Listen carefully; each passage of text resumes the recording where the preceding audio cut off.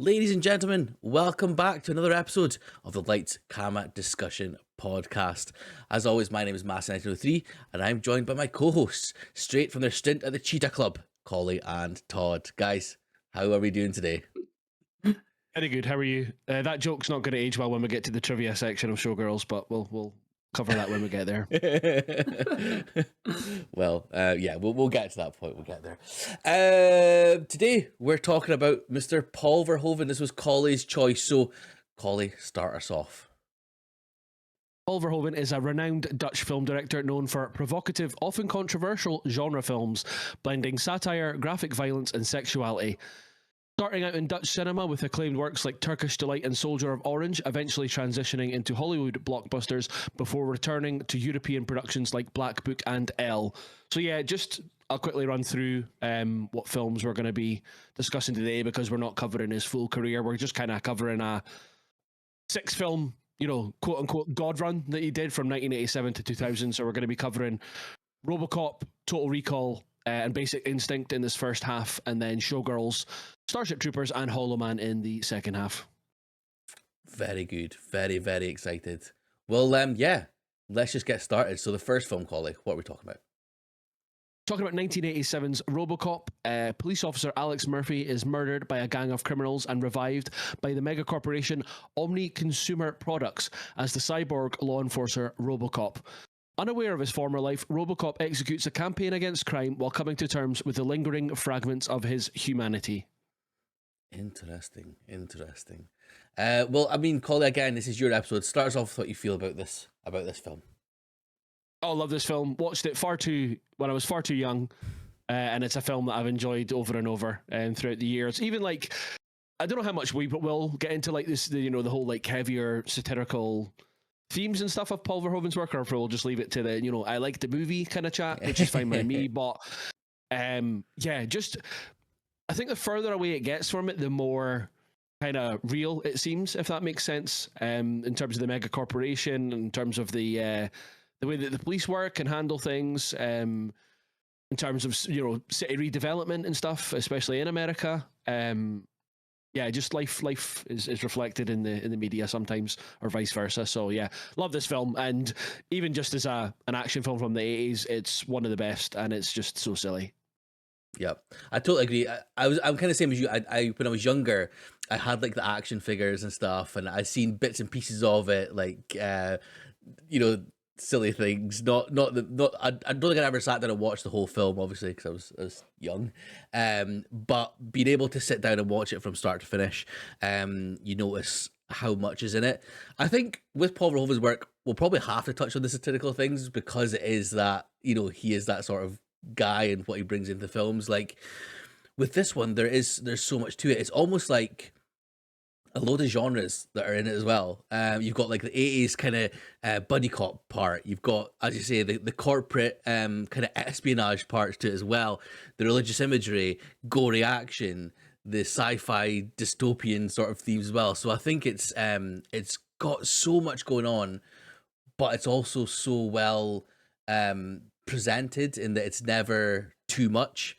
So yeah, I mean, being able to watch this properly for the first time, I really, really enjoyed it. It was an absolute blast of a time. And as you say, even as just a straight up action film, you don't have to dig much deeper into it. It can be a really good time. Todd?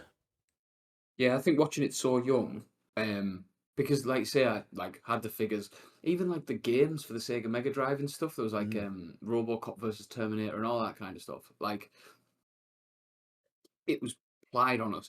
And I think, like you say, watching it at that age, and you're like, it's just shooty, and like there's lots of like madness going on, and then it sort of builds now where it is a brilliant satire. I also love the practical side of it, the fact that it doesn't, there's because it's the 80s. There's not that capacity for CGI, and I'm sure we'll get into it. But like, it was the Tippett group, wasn't it? It was Phil Tippett and his lot who kind of, and you can see that.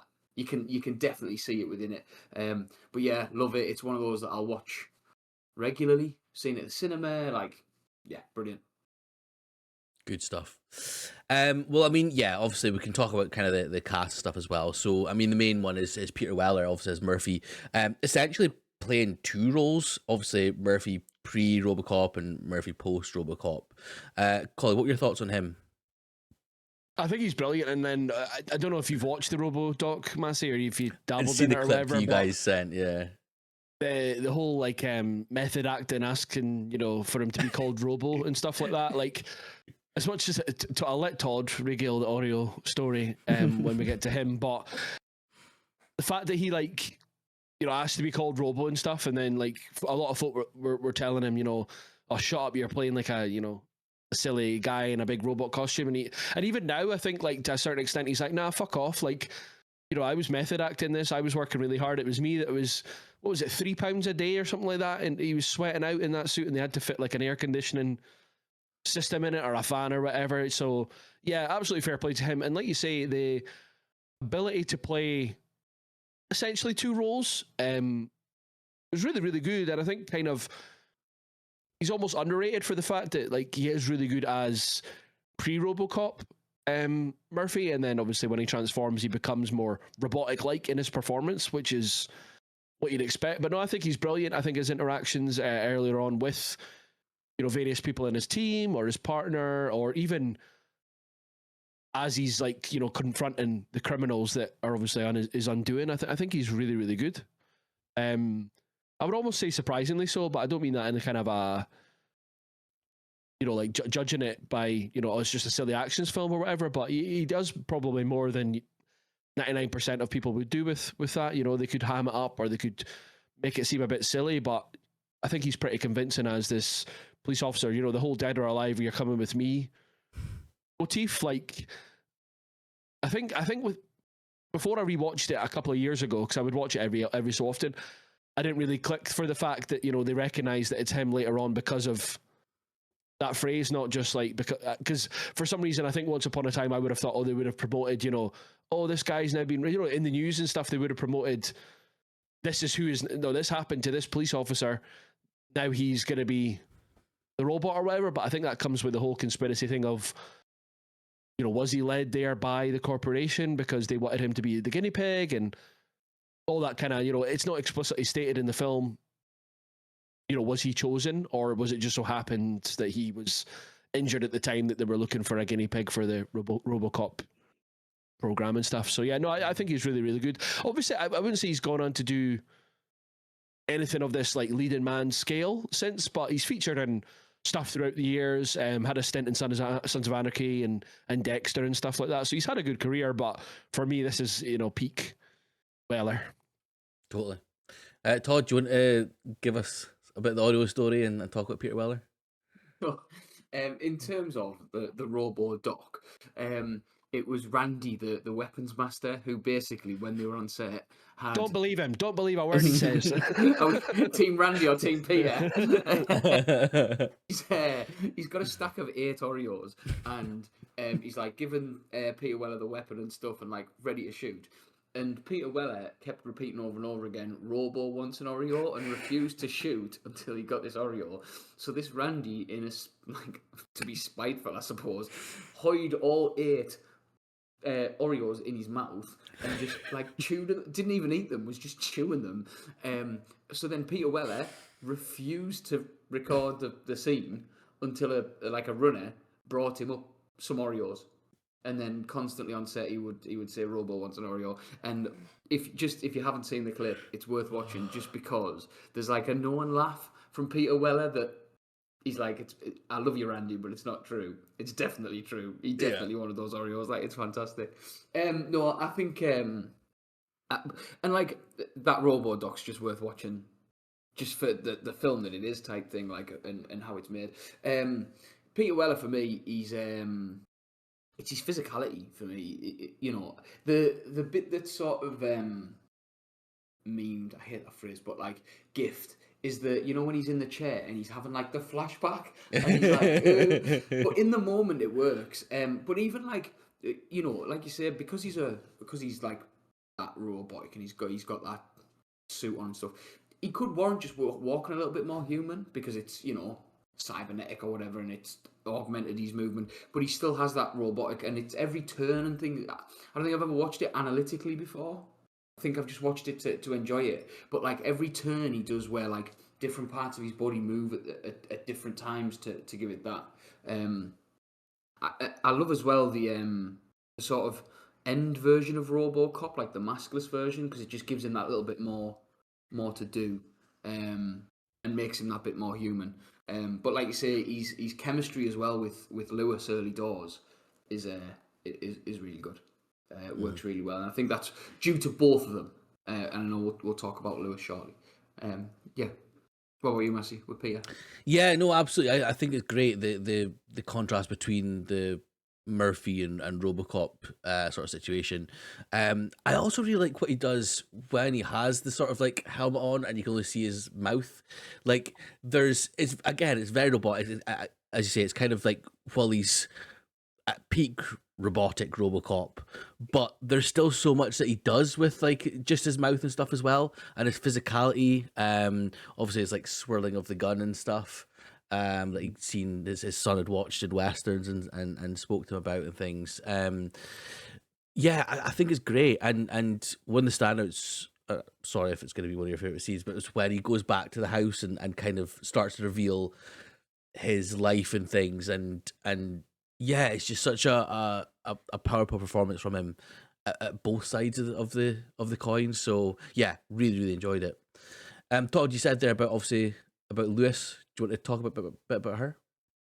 Yeah, I just think she's got like a level of she could have been played as like sort of stereotypical. She could have either gone down the sort of innocent kind of naive route, or you could have gone down the sort of I'm a woman and I'm going to prove that I'm a badass. Do you know what I mean? But she didn't fall into those categories that you kind of saw in 80s action films. You know, when you think about like aliens and you think about there's always a sort of a route that they would go down. I think Lewis was a. It's going to sound really stupid because obviously she's not a robot, but like was human, and I felt that the whole way through.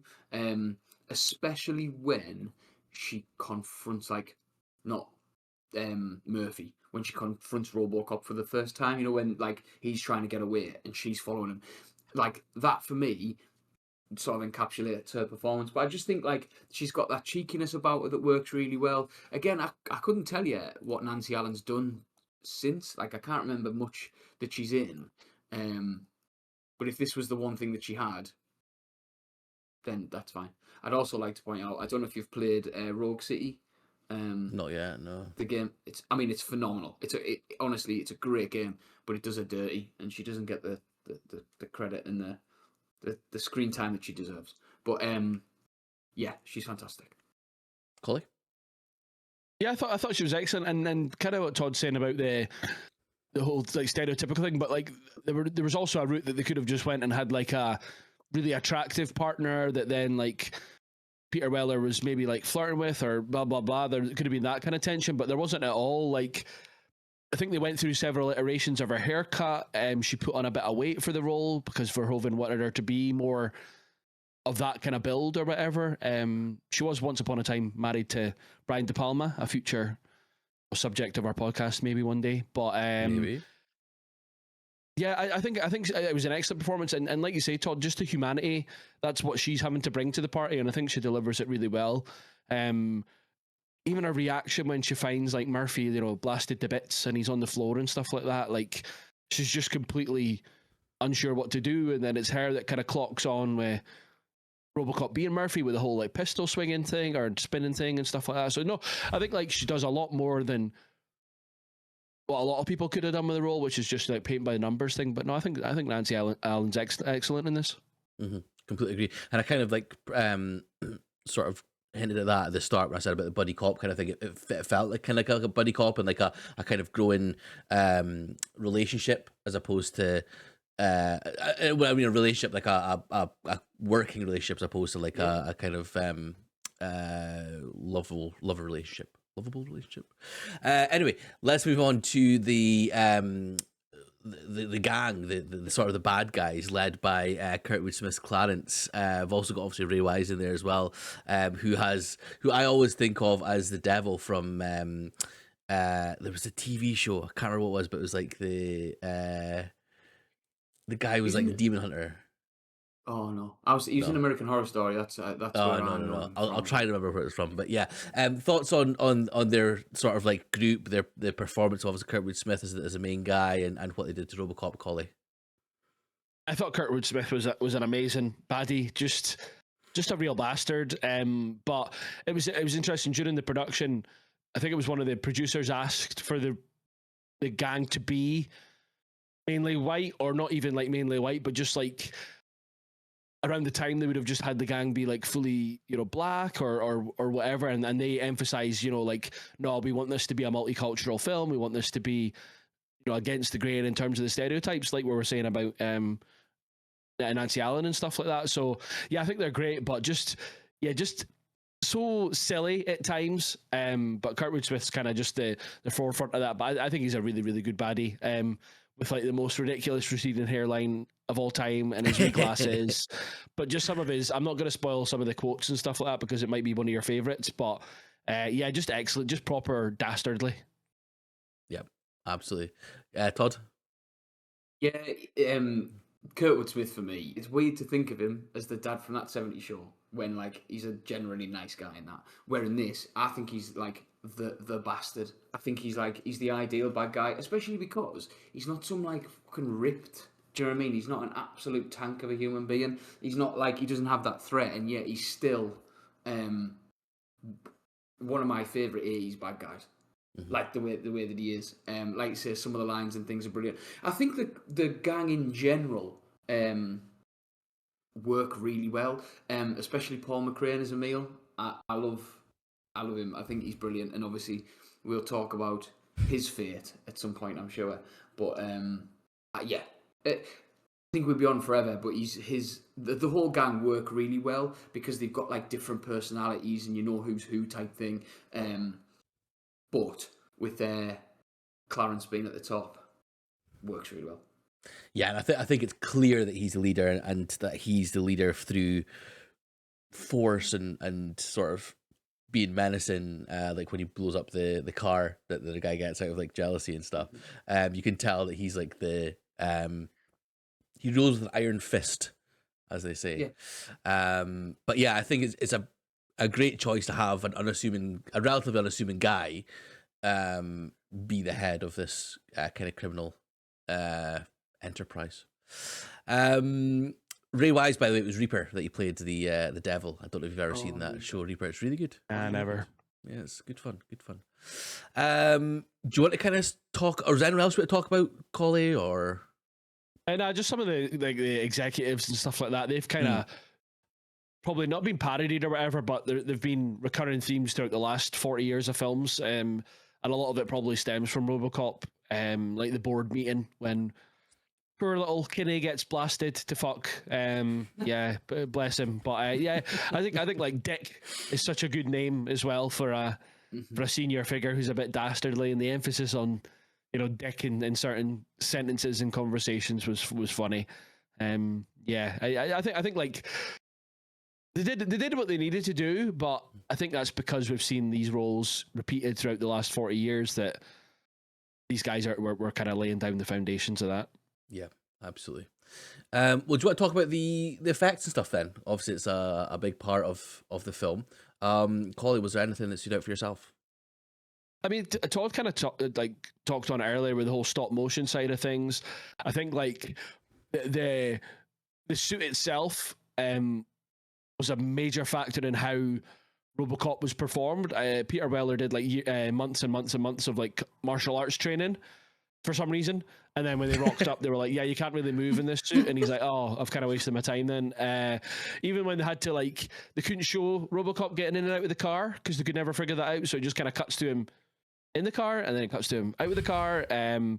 Yeah, just they did what they need to do, but like the fact that it was 87 and it's a way to be the kind of turning point from practical to CGI, more so with the film that we're going to discuss next, and things like that. I think they did really, really well. Like Ed 209's iconic, even if it's a bit janky looking in 2026, it's it's a sign of the times, but also it's executed really, really well. I feel like it adds the charm of it, doesn't it? The Ed 209 as well. Like it almost dates it, but in a good way, if that makes sense. Yeah, Which totally. yeah, which I absolutely love. And yeah, I totally agree. I think I would say like Robocop driving the car, it always looks weird to me. Like we just see this like robotic, yeah.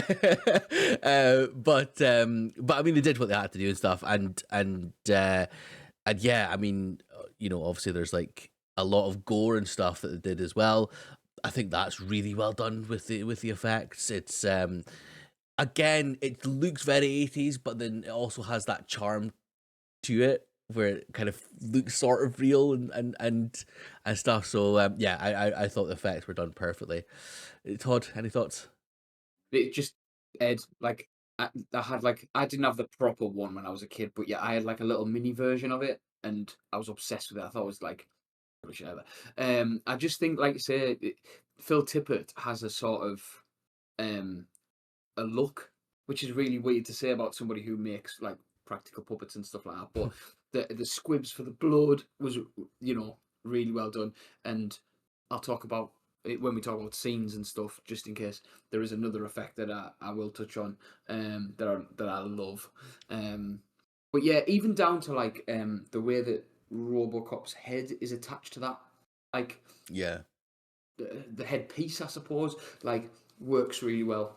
And it's all down to like, I know that's not necessarily practical effects, it's like costume and makeup and all that, but all of that together works. Even the weapons that they've created, and yeah, the big sniper rifle looking Yeah. thing that's actually just a massive cannon. Bazooka, yeah.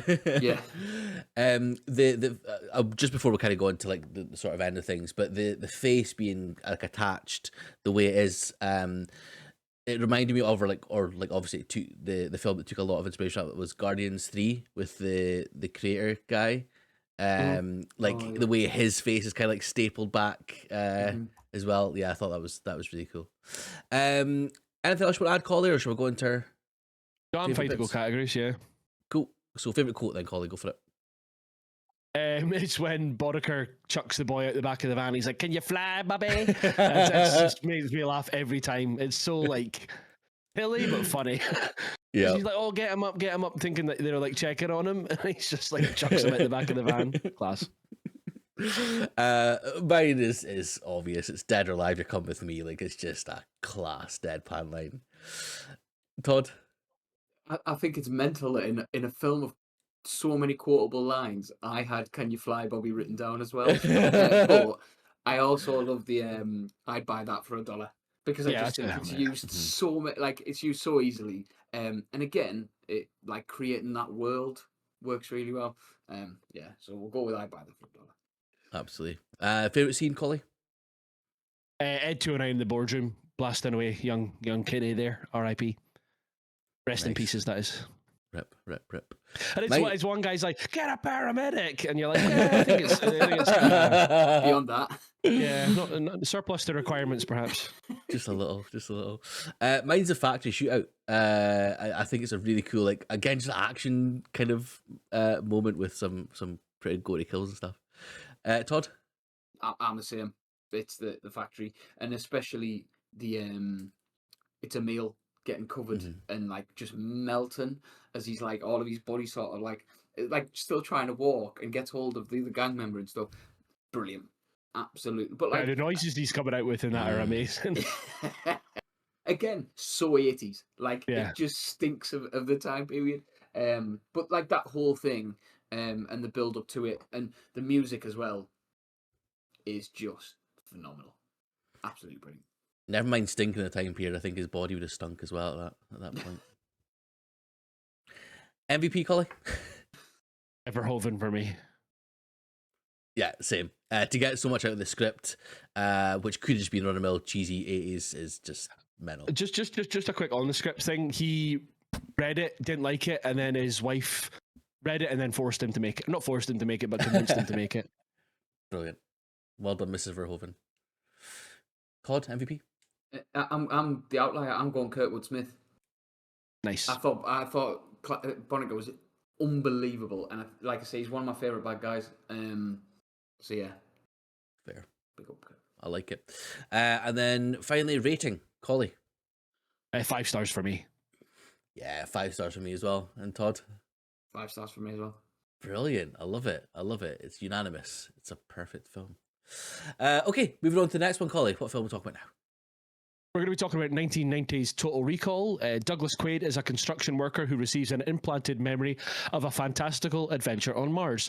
He subsequently finds his adventure occurring in reality as agents of a shadow organization try to prevent him from recovering memories of his past as a Martian secret agent, aiming to stop the tyrannical regime of the planet's dictator, Velos Cohagen. Velos. First thoughts, Collie. Total Recall. Love it again. Probably seen it way too young. I vividly remember being freaked out by the whole Arnie eye bulging scene. And yeah, just an iconic film, so influential. Just Arnie at his silliest with all the noises and all that fun stuff. But a big driver behind this was Arnie wanting to work with Verhoeven, so I'm glad they got to collaborate on such a bizarre science fiction kind of adventure. Yeah, absolutely. It's what I like the most about it as well as being just a genuinely good film is like you hardly ever know what's real and what's not. Like it kind of you're almost as in the dark as he is, which I really appreciate, and it keeps you thinking. Again, could have just been an easy sort of like 90s action sci-fi, but has so much more to it than just that. So yeah, I loved it as well. I thought it was fantastic. Todd. Yeah, I'm sure. So this is a rewatch, but I'm sure I watched it years ago and have just kind of like forgotten about most of it. I do remember going to the cinema to see the Colin Farrell remake in my much younger years. Nowhere near as good, but yeah, it's a brilliant film because it's not just that sci-fi. Like it's got that mystery element to it, and the sort of is it, isn't it? That I'm sure we'll touch on. And like you said, it's just Arnie being Arnie, which works really well because I know this is a controversial take. He's not the greatest of all time. Like he's not. Do you know what I mean? He's not. Up Excuse there. me? But in these roles, my God, he is. Like this works so well, especially when he gets his little one-liners in. But yeah, I love it, and it's one I think I'll rewatch more often than I probably have already. Mm-hmm. Yeah, well, if you ever take a break from watching, Late Night with the Devil, maybe you can watch other films. See how I feel. You're starting to talk about Arnie there, Todd. You want to just kick off with him? Yeah, it's just ridiculous. It's just a ridiculous human being. I wrote down. I think it's the first 3 minutes. Maybe there is no dialogue, and it is just Arnie just making grunts and noises, and like it's just Arnie making Arnie noises. But he's the action star, and like with the arms and everything, he's brilliant in it. He's fantastic, and I think you need somebody who's willing to go a little bit over the top and be a little bit ridiculous. And I think a lot of the action, if you look at like Van Damme and people like that, where yes, they're going to do the big stunts, but they're not going to be that sort of over the top caricature almost. And there's some moments in this, like I say, the eye bulging scene where he's in the sort of memory thing, and he's kicking off. That's ridiculous, but it works really well. And I'm a Batman and Robin defender, and I know that's a problem. But like those one-liners that he seems to carry that through to like his later career. It's here, and he does it well. So I can't fault the man for that. Fair enough. Collie? I love Arnie. Like whether he's at his cheesy best in this or whether he's in Predator or Terminator and stuff like that. Like the one of the film that he released the same year as this was Kindergarten Cop, which is like so different but so the same. That's kind of when he's right in the pocket of these silly lines and that. Yeah, I love him. He's such a good action star. His physicality, but is like not taking it so serious. It does just come through the screen. And yeah, it just the noises. I don't think you can talk about Arnie without making assumptions that he's going to be making like noises and stuff like that all the time. Alongside the one-liners, but no, I love him. This is probably I don't know, top 5 anyway roles for me for Arnie, but that's with like Predator, both the Terminators, stuff like that in there, Twins. It's probably really difficult to choose a top 5, but I would say that this is probably in there. Yeah, it's fantastic, isn't it? And even we kind of get him doing a bit of a dual role as well, when we see his villainous side come out through the Yeah, yeah, TV very true. screen as well.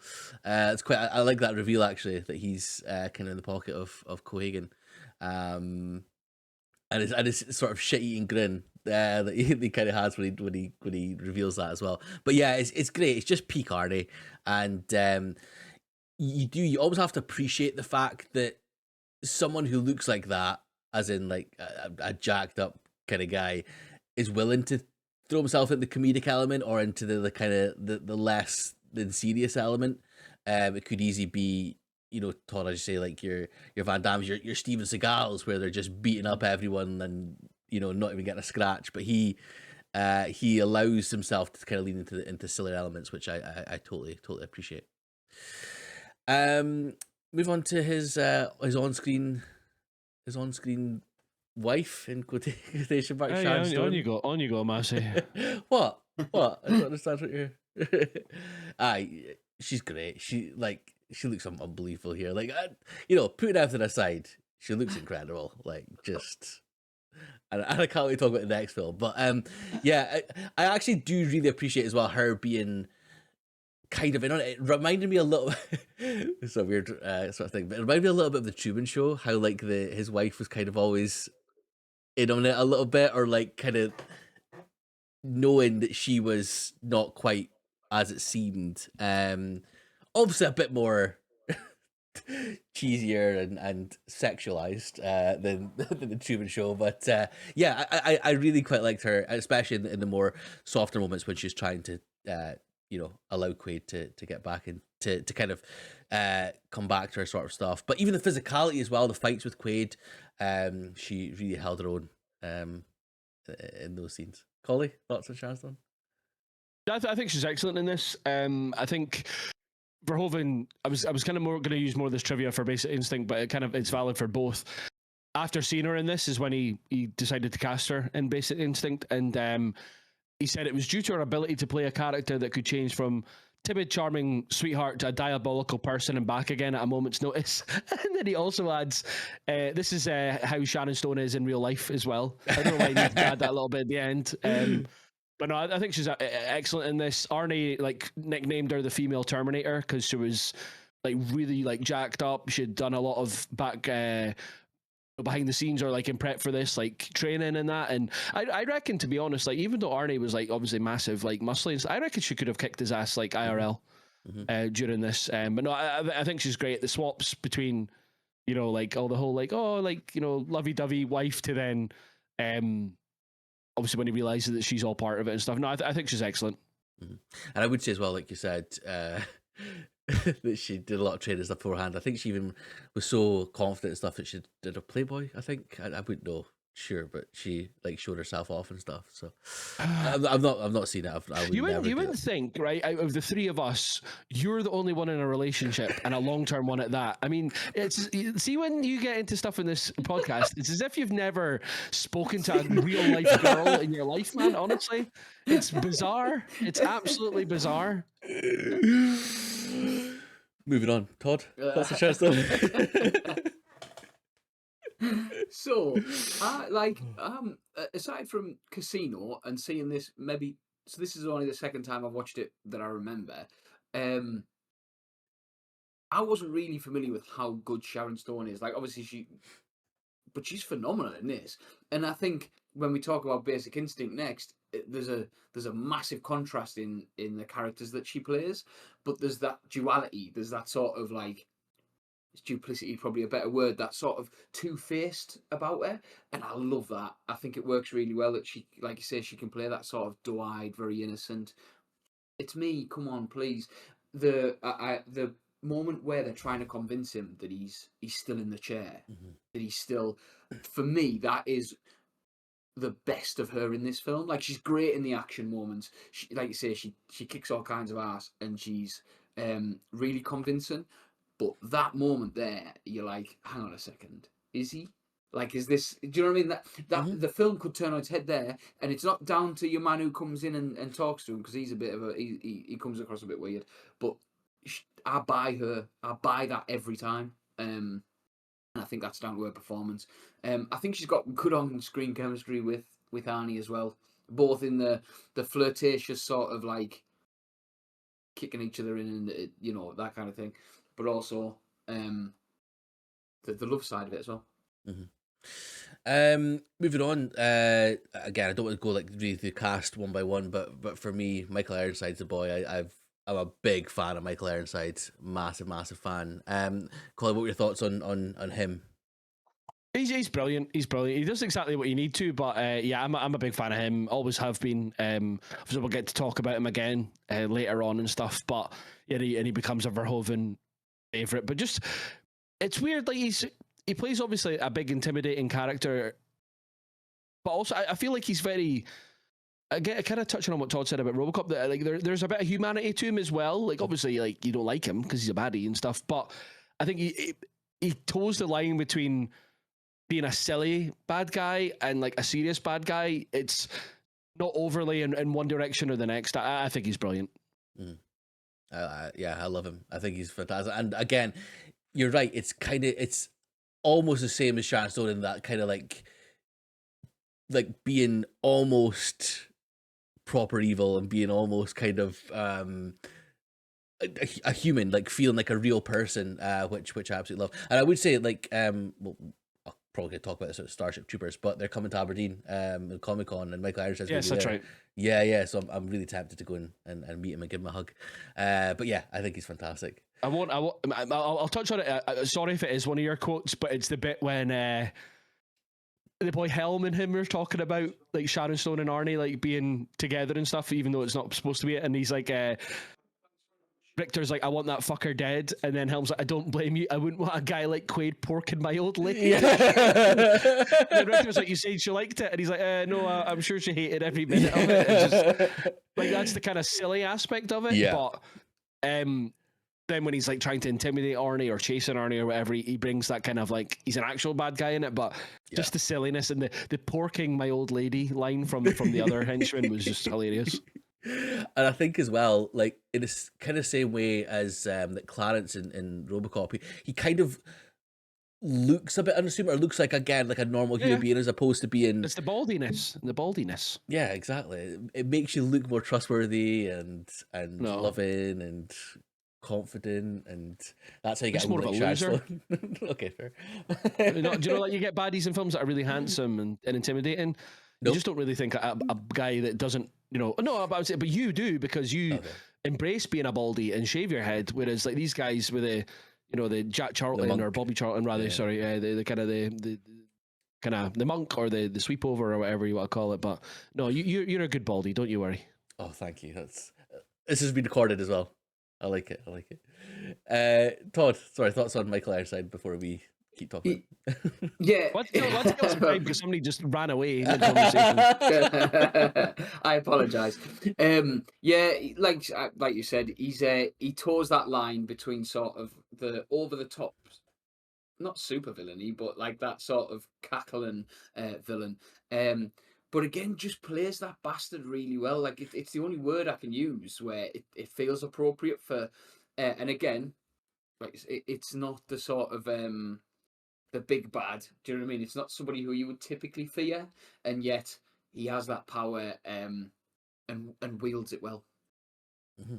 Yeah, I was just discussing there, Todd. I don't know if you had your headset on, but I was saying when his little guys talking about like Arnie and Sharon Stone like sleeping together and stuff like that, and he's like, I don't blame you. I wouldn't want a guy like Quaid porking my old lady. So I was apologizing if that was one of your favorite quotes, but it's when Richter's like, you saying she liked it or whatever. That was like the silly, like the kind of, I know what you mean by this, the cackling supervillain kind of silliness. Mm-hmm. But he's also got the really like, intimidating physical side when it comes to the whole chasing Arnie thing. Absolutely. There's also a couple more folk that we can talk about. Rachel Ticotin as Melina, who's like kind of his proper love interest, I suppose.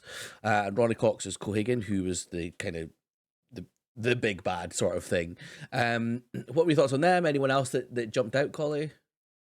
It was good to see Ronnie Cox obviously back to back being the evil guy or whatever. I thought his performances were good. I'm surprised you're not talking about a certain Martian Resident, to be honest. But yeah, I think the supporting cast are great. Shout out to Johnny Cab. I think he was excellent as well. He made me laugh. Some of his lines and his arguments with Quaid and that were funny. But yeah, just a good like ensemble class, or sorry, like cast. They just do what they need to kind of carry the story forward. It's the Martian you're talking about. Is that D. Norris with his face? Is that what you're Yes. talking about? Yeah. Okay. Of course. No, a little Quato, boy in the belly. Oh yeah, the boy in the dude. belly. Yeah. He looks really good. Yeah. I can't think of any other sort of standout Martians or people that would. Todd, can you think of anyone? I thought Mel Johnson Jr. was amazing as Benny. Okay, He's got 5 kids to feed. Please don't forget. Again, apologies if that's a favourite quote. I thought he was brilliant, and again that turning, I wasn't expecting it, and that was really cool. Absolutely. But no, I can't think of anybody else that lives. Are you sure there's nobody? I don't know, Collie. No, I've run through everybody for me. Okay, Yeah, we're good. Okay. Oh wait, were we talking about Three Boobs? Her name's Mary. Thank you very much. Yeah, Mary Three Boobs. Named after Jesus' mum, nonetheless. Again, the fact, I think it's iconic, isn't it? Like, you know, Yeah, well, they originally wanted it to be 4 boobs, but they decided it looked too much like a cow's udder. 3 will do. Paul Verhoeven's like, yeah, sound 3 will do. Ridiculous. It's not like Paul Verhoeven to be that kind of man, though, is it? You put him to shame anyway, that's for sure. Thanks. I'm not Dutch, so. But yeah, do you want to quickly touch on the special effects? A couple of, obviously, it's kind of, as we spoke about Robocop, it's almost a bit more advanced, and it's a couple of years later. Was there anything that stood out for yourself, Collie? Well, just from the IMDb trivia on that, this was one of the last major Hollywood blockbusters to make large-scale use of miniatures as opposed to CGI, and it was also one of the first to use CGI, mainly the X-ray scanner and stuff like that, and have it look photorealistic. At the time, Total Recall was the second most expensive film in history. Wow. Do either of you have a guess at what the one that was the most expensive at this time would be? What year was this? 1990? 1990. You can't Google it. I'm not. I'm just checking the year. June? No, it was TV No. shooting, wasn't it? No, June, the film was out in like 82 or whatever, but no, it wasn't that. You won't get it. It was just in case you looked up. Rambo 3 Oh, wow. Yeah, of course. was the most expensive film, and then this was second. Wow. That's a nice bit of trivia. I like it. All right. Todd, do you want to talk about special effects? Sorry. Just the makeup again. I thought like the effects, especially like you say on the guy coming out of his belly, was really good. Like again, it's of its time. It's very clearly like of its time. But again, because they've done it practically, it has that charm to it and it works really well. Again, I'll leave it because I'll talk about another effect in my favourite scene. Fair enough. Collie, anything else you want to talk about, or we'll go into our... No, I'm good for categories. Aye, cool. Okay, so favourite quote, Collie? It has to be consider that a divorce. which Arnie actually ad-libbed from consider it a divorce, I believe, to consider that a divorce, which I think just emphasizes, he's just done her away or whatever. And I think like consider that a divorce is a bit more impactful than it. So yeah, GG's to Arnie. Yeah. Mine could have been any sort of grunt from Arnie, but I had considered that a divorce as well. It's absolutely perfect. It's so... Yeah, I had that so already. Yeah. That was my other one, yeah. Todd? So I had, the Johnny Cab. I had a conversation between him and Quaid where it goes, the fare is 18 credits, and Quaid says, sue me, dickhead. And then the Johnny Cab goes, ha ha ha, and he goes, ah. But the one that got me was Arnie, where he goes, when he's using the holograms against the bad guy, and he goes, you think this is the real Quaid? It is. The delivery, everything. Top 10. It was fucking mint. I'm just laughing about the Arnie quote. It's like Todd's review on Letterboxd is just just on that. There's an amazing. I don't know if it's a TikTok or a reel. I don't know where it started, but it's the A to Z of Arnie. Oh God. And it's like it's legit. I have seen this actually. I have seen it. Yeah. every single letter is real quotes, apart from Amazing. A, which is just the chair. Brilliant. So good. Favorite scene, Collie? The outfit malfunctioning when he's in the women's suit, and then the whole opening of the head and stuff. I think that's just probably the most iconic thing from this film, or certainly what I remember the most from it. It's great, isn't it? Mine was actually the ending scene of Mars like cooling down and like everything becoming like breathable. It's frantic. It's the eye bulging and stuff. Yeah, Not a Sharon Stone scene, no? that's in the next one. Todd. Mine was the airport, the immigration bit with the head. I think that like there's a moment where it changes from like a sort of almost CGI style thing to him holding a plaster cast head, but it works so well. And then for her to speak when he throws it and she talks in the hands, that must have blown people's minds in the early 90s. That must have just Yeah, blown totally. people's heads. But yeah, that was brilliant. And MVP, Collie. Arnie for me. Yeah, Arnie for me as well. Todd. Yeah, same here. Brilliant. And finally, our ratings. So, Collie. 4.5 for me. Yeah, I'm the same. 4.5, absolutely. And Todd. Yeah, I'm the same. 4.5. You bumped up from a 4, Massey, which was good to see. I did, yes, I did. I enjoyed it more than you watch, absolutely. All right, well, final film of this episode, Collie. 1992's Basic Instinct. San Francisco detective Nick Curran is investigating the murder of a rock star, only to begin an intense relationship with the prime suspect, Catherine Trammell. Mm-hmm. Thoughts, Collie?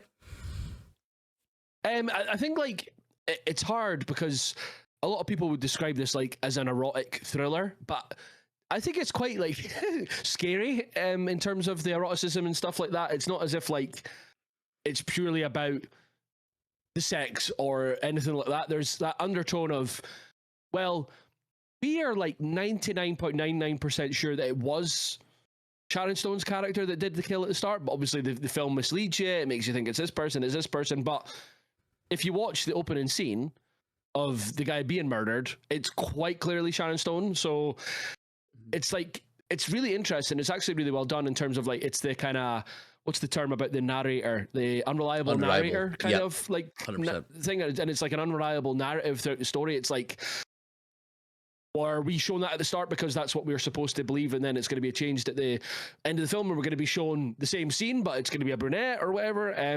Yeah, I think like Verhoeven does a lot more with this than a lot of people probably would have done. They would have just went through the kind of whole rigmarole of, you know, Sharon Stone's this absolute like sex symbol and she's seducing people and all that kind of stuff. Whereas I think there's a lot more substance to this than I would say that you would expect. And I expected, having probably seen this, I don't know, like when I was like maybe 17, 18 or something like that. Maybe watched it once since and then subsequently had to, like, you know, start rewatching them for this and that. So watching it in my early 30s compared to like 15 years ago, you read a lot more into it. And I think Michael Douglas is amazing in this. I think he's so good.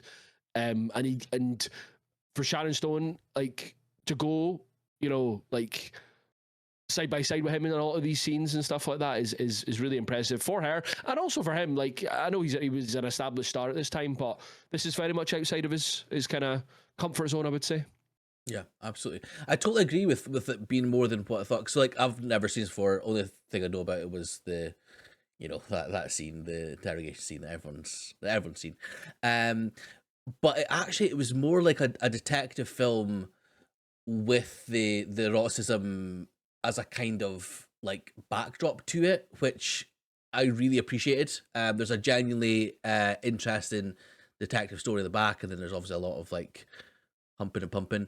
But yeah, I really enjoyed it much more than I thought I would. And you're right again with Paul Verhoeven being able to do more with stuff than what could or what maybe should have been done, and bring up performances. I think it's a real testament to him.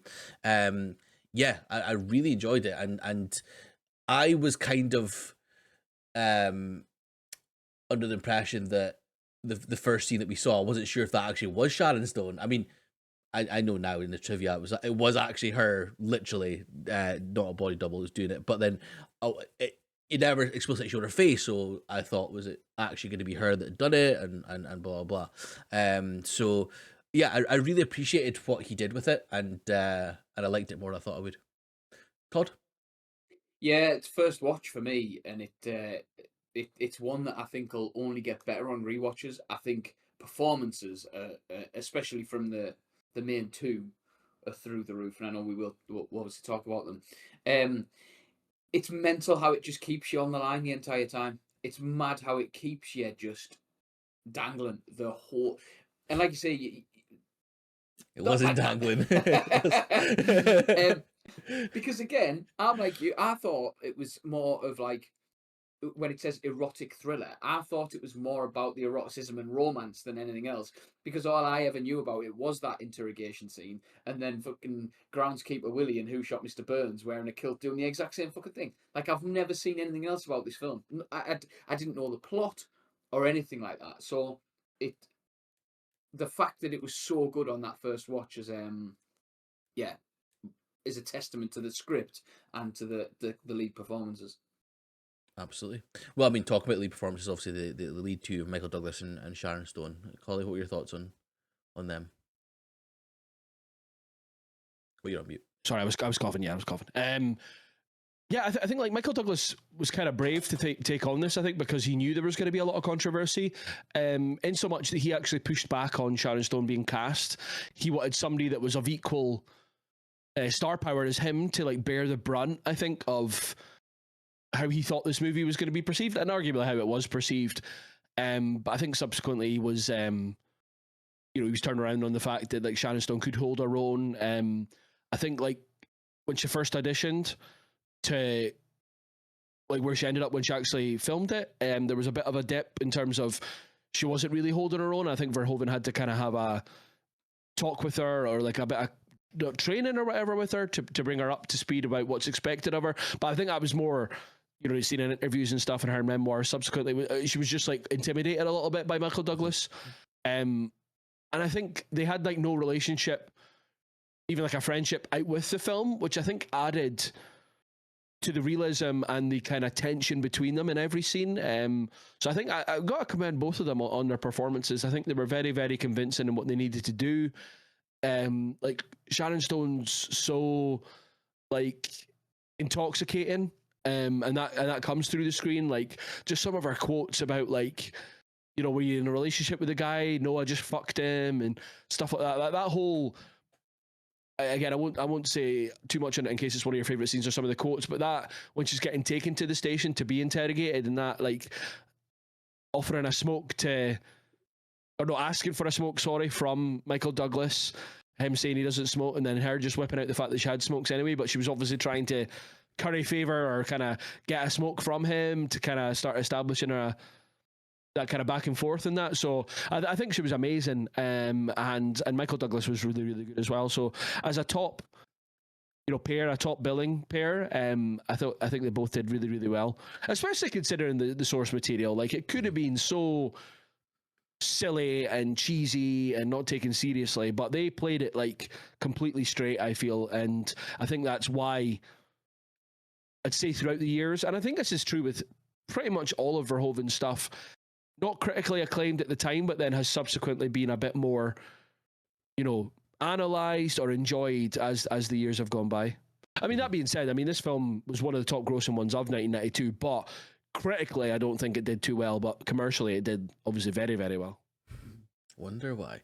No, but yeah, no, I totally agree. Like, give it a fucking break for 5 minutes. Jesus Christ! That's what I was waiting to say. I was waiting to say, like, putting aside obviously about Sharon Stone's looks and all that sort of stuff like that, for her to come in and like literally bear all, like, it's a genuinely brave performance. Like for her to come in and do that, and it's it's testament to her, because like the way that, as you say, like she's almost always manipulating him, and sort of towards the end, or sort of middle to end, you actually see like some of her like personality almost leach into him, you know, when he started smoking again, and when he's the one that's been interrogated, he makes similar sort of jibes to like the officers and stuff as well. Um, so yeah, I genuinely enjoyed her performance out with obviously the bits and pieces and stuff.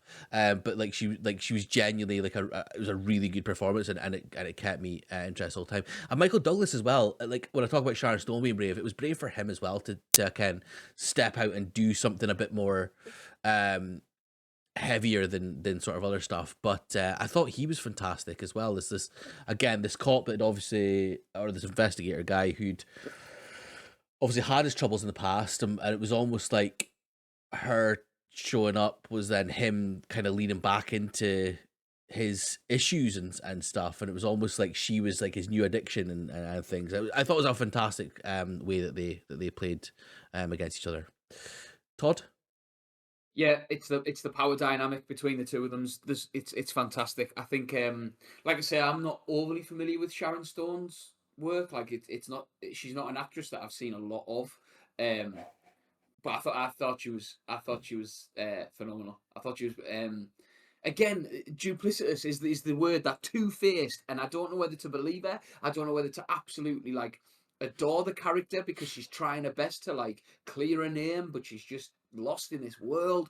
And yes, the script does a lot of that, but it's down to her performance. Like, and I think it'd be weird to see anybody else do that. Like, I can't think of somebody else who'd be in that role at that time that would work as well. Um, uh, I'm rethinking the reason that I'm rethinking my score as I'm going, because I'm just like, I think Michael Douglas was very good. I think you, you can see her like needling into him, and you can see that through his performance. You can see the sort of the difficulty that he finds with trying to, is she right, is she wrong, did she do it, did she not, does he want to be with her, does he not? But Sharon Stone ran away with this film for me, and I think it was the, like I say, that believability that she didn't do it when we pretty much know that she did. And there are moments where I'm going like, the fucking Leonardo DiCaprio, like I'm like, holy shit, this is it, she's gonna kill him. Or like those moments for me made her performance. Excellent stuff. Obviously, spoilers. We find out that Dr. Beth Garner is kind of there or thereabouts with doing something wrong anyway. What do you think of her as a character, Collie? I think she was kind of a good, like, not mirror of Stone's character, but kind of a. It was supposed to be the complete opposite in terms of like the goody two shoes, like, blah blah blah. But then obviously the stuff gets exposed to it. So similar to Arnie and similar to Peter Weller, I think like she probably had the most work to do in terms of like playing this dual character and this kind of, when the twist is revealed, moving into a different kind of performance and stuff. I think she was excellent. I think a lot of the supporting cast in this were really good as well. Verhoeven, I think, just picks good ensemble members of his cast, people that aren't going to like overshadow the stars, but are always going to be complimentary, can always hold their own in that. So I think Jean Triplehorn, her name, that plays Beth Garner, I think she does excellent and is a worthy, third villain probably in this film, alongside maybe some of the detectives that work with Nick and stuff like that. But no, in a very, like, didn't stand out as like anything less than what Michael Douglas or Sharon Stone were doing. Mm-hmm.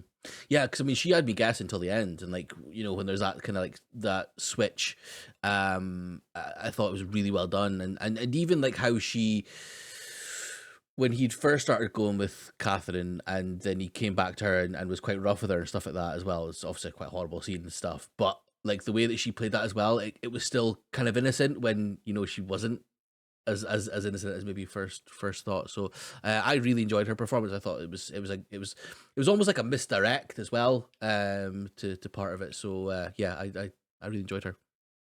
Todd, any thoughts on her or any other cast that you thought stood out? Like I said, I think the ensemble, like detectives and around Michael Douglas, worked really well. Like they didn't have a lot to do, but what they did, they supported that sort of decline of Michael Douglas's character really well. In terms of Jean Triplehorn, I thought she was the sort of, the film wouldn't work as well without her performance. as in she, like, I think misdirect's the word. I think that sort of like, who, me? No, I'm just the.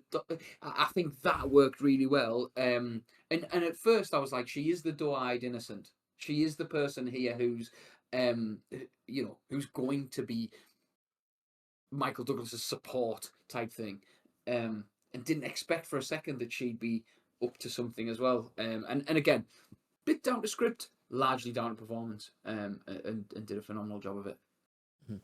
Call anyone else you want to talk about?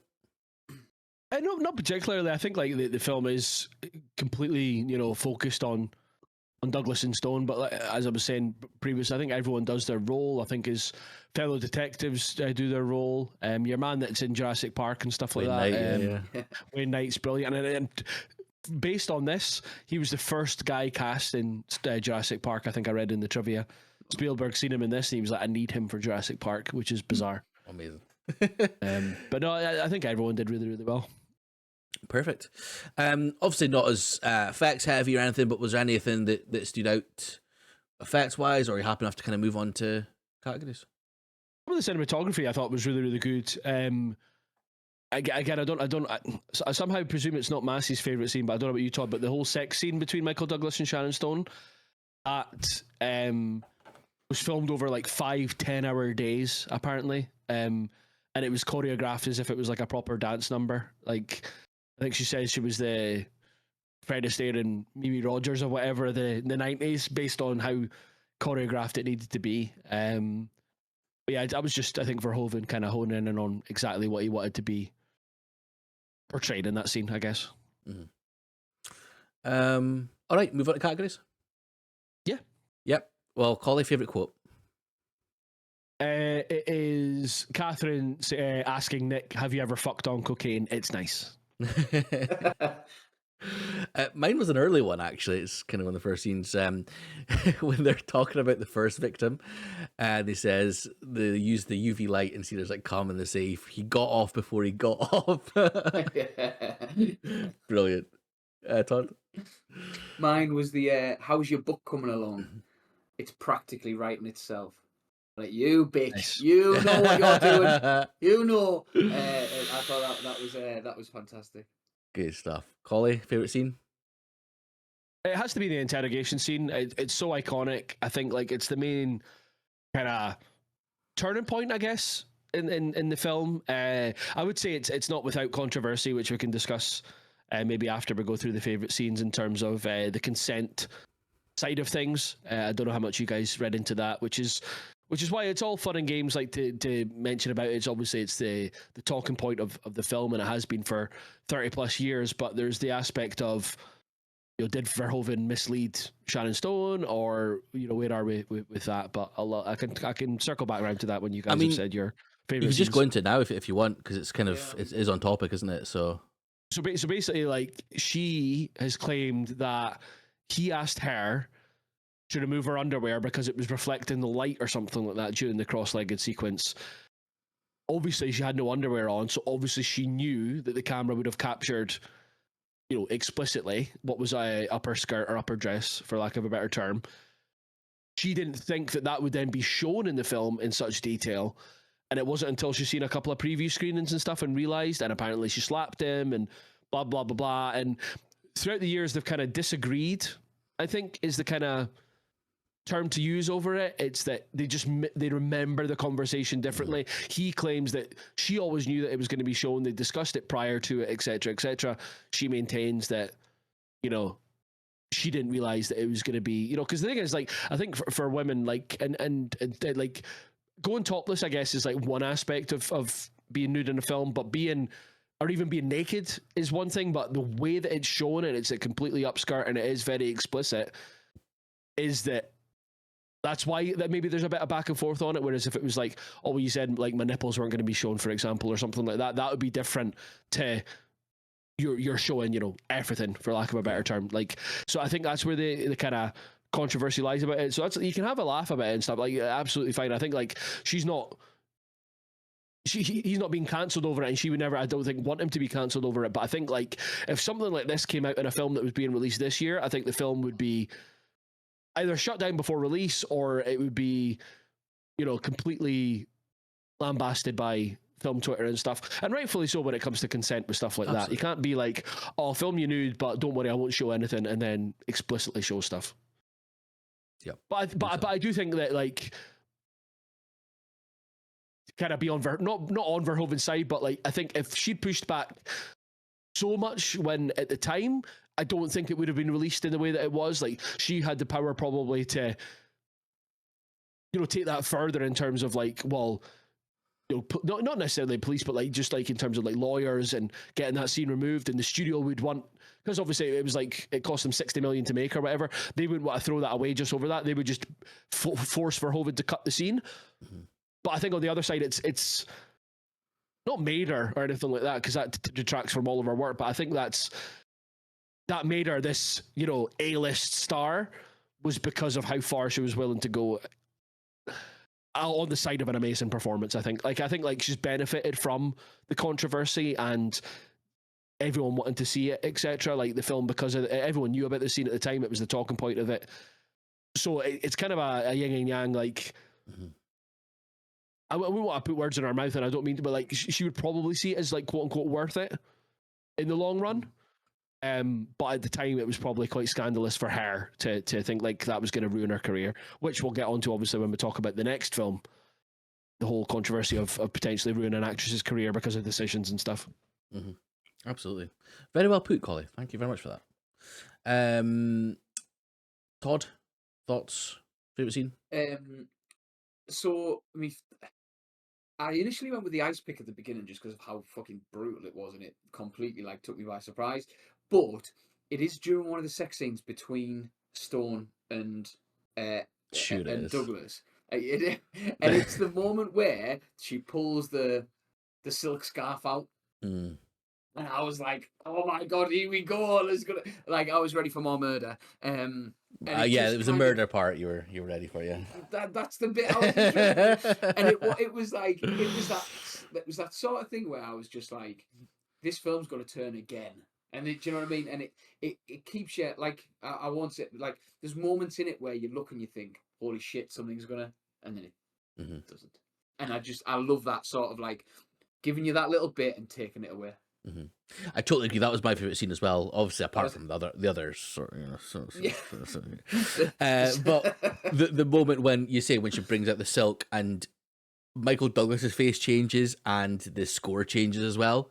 Mm-hmm. Like, I thought it was really well done, that, because you do again think, oh shit, here we go, and then after it happens, it's again not what we expected to happen after again. So yeah, I thought that was my favorite scene as well.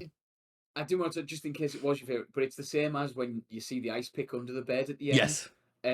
Which, sorry, I've got IMDb open. Like, I've got like each film open, and they've got the trailer playing at the top.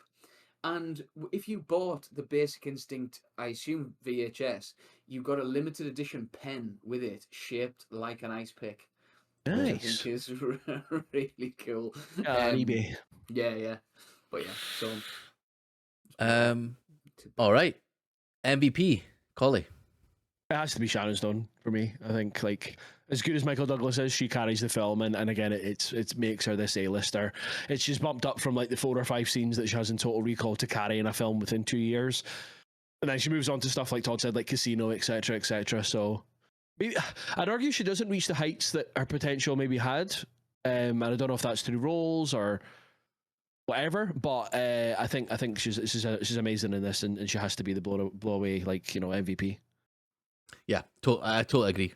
Sharon Stone, yeah, I thought her performance had layers to it as well, which is as you say, taking it from Total Recall, a few scenes where you're almost scene stealing as well, to then being able to do this. I think it's fantastic. Todd. Yeah, Sharon Stone for me. Like I say, she ran with this film for me. She's absolutely brilliant. And I agree, Collie. I don't think she hit the heights that she could have, because she showed in this film that she's got some real chops behind her. Yeah, really well done. Excellent. Scoring then, Collie. It's a 4-star for me. I think, and I didn't really touch on it with the first 2 films because I don't really think they fall into the formula, but a few of these later films, I think Verhoeven has a great like first 2/3 of a film, and the final third kind of falls away. I think this is the first example of that for me. Is like it builds and it builds and it builds, and yeah, it's got a good conclusion, but not like a great conclusion. So that's why it's a 4 for me. Yeah, it's a 4 for me as well. It doesn't reach the heights of his other masterpieces, but yeah, it's a good film. Todd? Yeah, it is a 4 from me, but I think based on performances alone, I think it could go up. Like I say, this is a first watch, so it could go up, but 4 stars for me. Okie doke. Right. Well, that is the first part of our Paul Verhoeven two-parter.